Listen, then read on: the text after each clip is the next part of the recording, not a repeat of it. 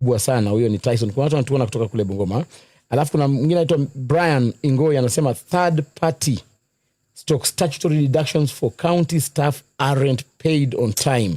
E.g. HELB is penalizing them 1K per month, meaning no one may never finish paying HELB until retirement. Kwamba hata pesa ya HELB ambayo inafaa wakuwa nakata wanaenda kulipa, baraza halipi pesa ya HELB.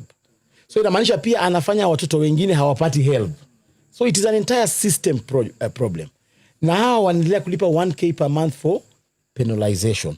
Tuko na Mark Luther amereply, amesema agenda ni baraza ama single mothers. Sasa Mark tunakuambia tafadhali tuambie tu barabara gani baraza ameunda.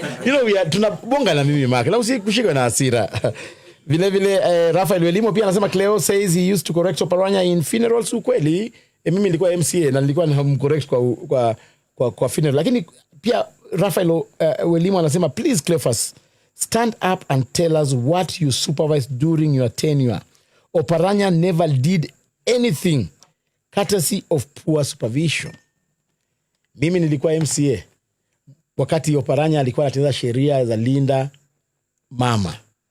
Wakati nilikuwa MCA tuliunda sheria na tukaweka kwa sheria kwamba at 2% of the budget ya Kakamega ni lazima iende kwa infant mortality program ile ambayo tulikuwa tumeanzisha. So Rafael Welimo anataka kuambia kwamba nilisupervise kwamba wamama wa Kakamega walikuwa wanapata 2,000 shillings for 6 months. Kuhakikisha kwamba wakienda kupeleka watoto clinic wanapata pesa na wanapewa paka chakula. That is one thing I did. Welimo, I want to tell you I supervised the disbursement of 10-kilometer roads.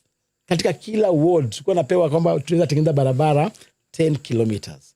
Welimo during Oparanya's time alikuwa anapatia tulisupervise ward based development fund.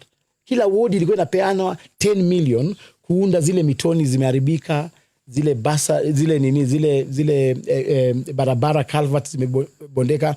We used to give MCAs money. Wakati wa baraza sasa hivi hiyo pesa hakuna. Wakati nilikuwa MCA I used to supervise 3 million per ward ya bursary. Kwamba watoto walikuwa wanapewa bursary na tulikuwa na bursary committees. Rafael Welimo, ningependa kukuambia kwamba sasa hivi budget ya this year, it is very sad. Kakamega County ilitoa bursary. Hakuna bursary kwa budget ya Kakamega. So Rafael Welimo ukiniambia kwamba ati Oparanya hakufanya chochote.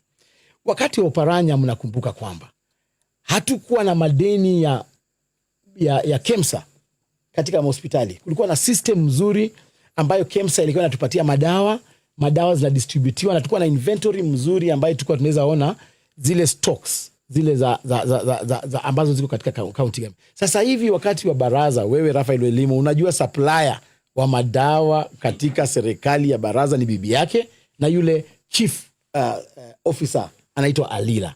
Hatuna madawa because ni kampuni zao sasa wametoka kwa KEMSA, ni bibi ya baraza na supply nini madawa.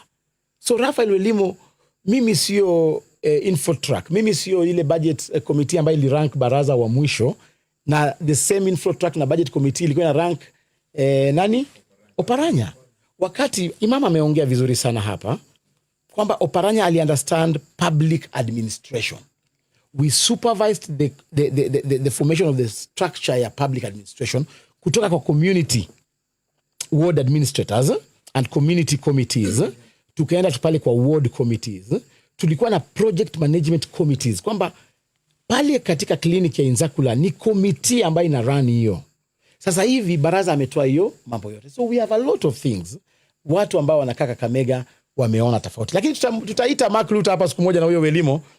Watu waambie yale maendeleo, and we would like to ask anybody who is willing to come to this podcast to share the positives and even to give us more ideas waweze tupatie. Otherwise, Bonga la Cleo.